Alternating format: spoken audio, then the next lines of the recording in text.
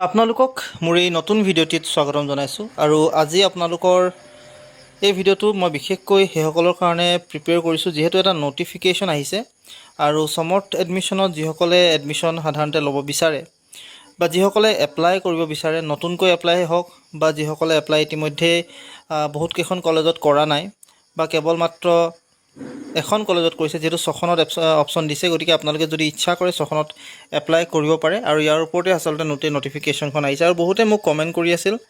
যে এতিয়া মই ৰেজিষ্ট্ৰেশ্যন কৰিব পাৰিম নাই সমৰ্থত এপ্লাই কৰিব পাৰিম নাই গতিকে আপোনালোকক এই ভিডিঅ'টিৰ জৰিয়তে সকলোবিলাক খবৰ আপোনালোকক মই আগবঢ়াম যিহেতু এটা নটিফিকেশ্যন ইতিমধ্যেই আগবঢ়াইছে সমৰ্থ পৰ্টেলৰ ফালৰ পৰা সো সেইখিনি আপোনালোকৰ আগত মই ডিসকাস কৰিম বুলি ভাবিছোঁ সকলোকে প্ৰথমতে আপোনালোকে যদি মোৰ চেনেলটো নতুন তাহলে প্লিজ সাবস্ক্ৰাইব কৰিব আৰু লগতে যিমান পাৰে সিমান ভিডিঅ'টো শেয়াৰ কৰিব সাবস্ক্ৰাইব এবাবে কৰিব যাতে এনেকুৱা ধৰণৰ ইনফৰমেশন আপোনালোকে পাই থাকে সো ইয়াত সকলোকে প্ৰথমতে আপোনালোকক যদি মই নটিফিকেশ্যনখন দেখুৱাবলৈ চেষ্টা কৰোঁ তেতিয়াহলে হয়তো আপোনালোকে গম পাব গোটেই কথাখিনি তাত কি হৈছে কি নহৈছে গোটেইখিনি আপোনালোকক তাত উল্লেখ কৰিছে আসলতে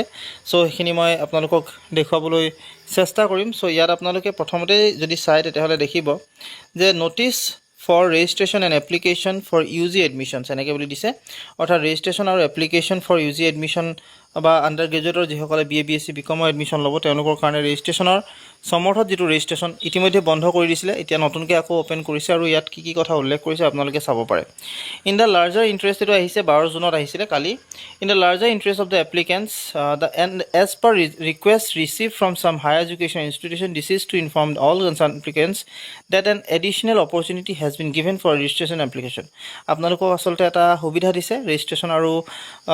যিসকলে ৰেজিষ্ট্ৰেচন কৰা নাই নতুনকৈ ৰেজিষ্ট্ৰেচন কৰিবৰ কাৰণে আৰু লগতে যিসকলে প্ৰফাইল মেকিং বা এপ্লিকেশ্যন কৰা নাই তেওঁলোকে আসলে কৰিব পাৰে ইন দিস ৰিগাৰ্ড আপোনালোকক কেটামান নোটেড পইণ্টছ কেটামান দিছে প্ৰথমটো হৈছে students who have yet not registered or applied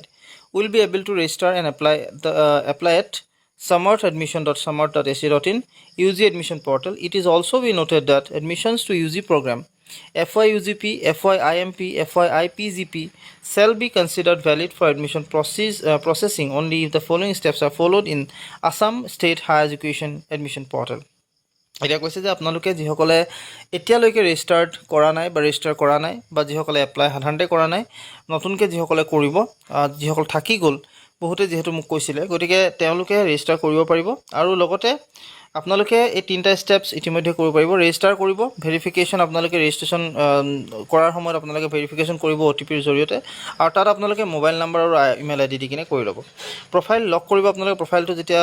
লগালগ আপোনালোকে সব বনাই দিব প্ৰফাইল আপোনালোকে বনাব তাৰপিছত সাবমিট কৰিব এপ্লিকেশ্যন আৰু লগতে প্ৰিন্ট ফৰ্ম আপোনালোকে ডাউনলোড এজ PDF গোটেইখিনি আপোনালোকে কৰিব পাৰিব দা অলৰেডি ৰেজিষ্টাৰ্ড এপ্লিকেণ্ট যিসকলে ইতিমধ্যে ৰেজিষ্টাৰ কৰি থৈছে তেওঁলোকে আসলতে who have not yet exhausted all 6 options যিসকলে 6টা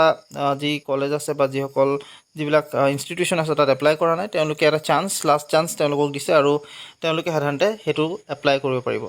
আৰু এটা কথা আপোনালোকক কৈছে যে আপোনালোকে পিছৰ অৱস্থাত এডিট আৰু ডিসকাৰ্ড যিখিনি সাবমিট কৰিব সেইখিনি কৰিব নোৱাৰিব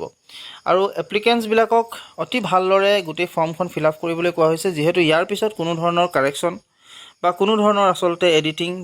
নাথাকিব গতিকে আপোনালোকে যাতে ফৰ্মখন যেতিয়া সমৰ্থত এপ্লাই কৰে ৰেজিষ্টাৰে কৰক বা যিয়ে নকৰক আপোনালোকে সো তাত যাতে আপোনালোকে ভালদৰে কৰে Kindly refer to the admission notices, notification in the admission portal and proceed with the admission process accordingly. All necessary information will be updated. In the public notice section of the admission portal, the window for submission will close on 9 PM of 14 June. 14 তাৰিখে কিন্তু আপোনালোকৰ